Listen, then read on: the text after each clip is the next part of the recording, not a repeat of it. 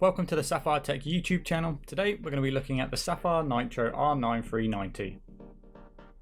This card is aimed towards high-end users and enthusiasts that are either looking for immensely stable frame rates in their favourite online multiplayer game or maxing out every detail to get those eye-watering graphics. The Nitro R9 390 comes with some serious cooling with the Tri-X cooler. Not only does this redesigned shell look great, but more importantly keeps the card running cool at all times.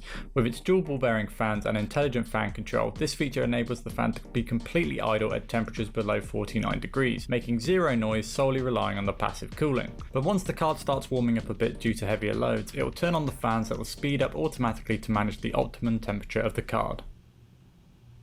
Now when my system was idling, the fans were spinning very lightly and were barely noticeable, and kept the card running at a consistent 52 degrees.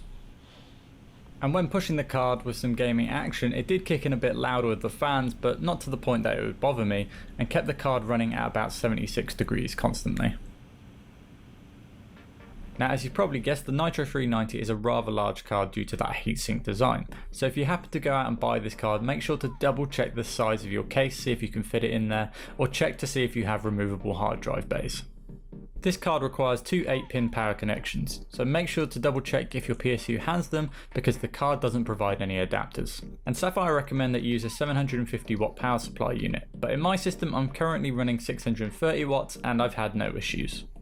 This card can run multiple monitors thanks to AMD's Infinity through 3 display ports, 1 DVI port and 1 HDMI port. The card also is compatible with AMD's FreeSync technology, and when paired with a FreeSync monitor, synchronizes your FPS and display refresh rate to give smoother gameplay and no screen tearing.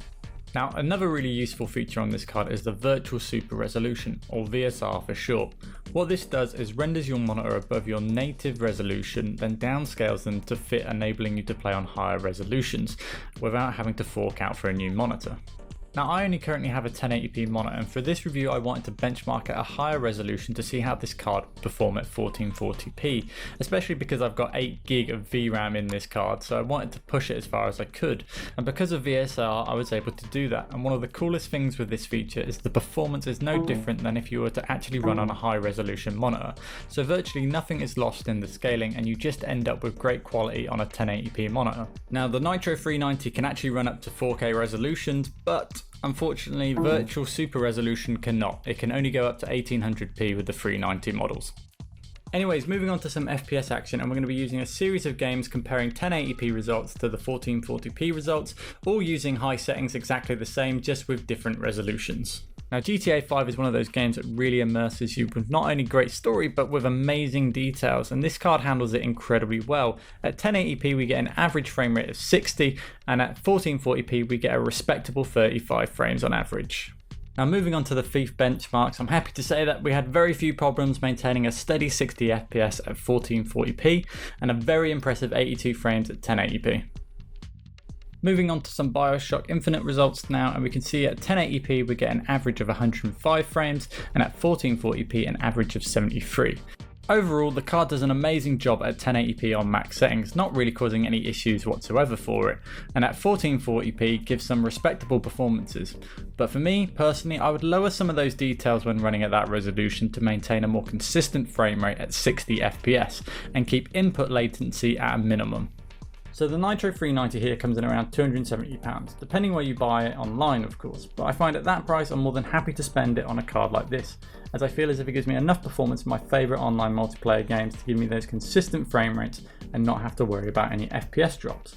And because of that 8GB of memory on board as well, I know that I can up my resolutions and details and get some entry level high resolution gaming as well. So it gives you a lot of flexible options on this card, as well as some great features as well with the dual BIOS, with DirectX 12, which will future proof the card a little bit more as well, and some great cooling features that have been added as well. Overall, I highly recommend the card, but I recommend that you always check out other people's reviews, find other people's opinions to see what they're saying, and see how it scales up in the sort of graphics card world at the moment as well. Make sure to do your own research. And anyways guys, have fun out there, and goodbye.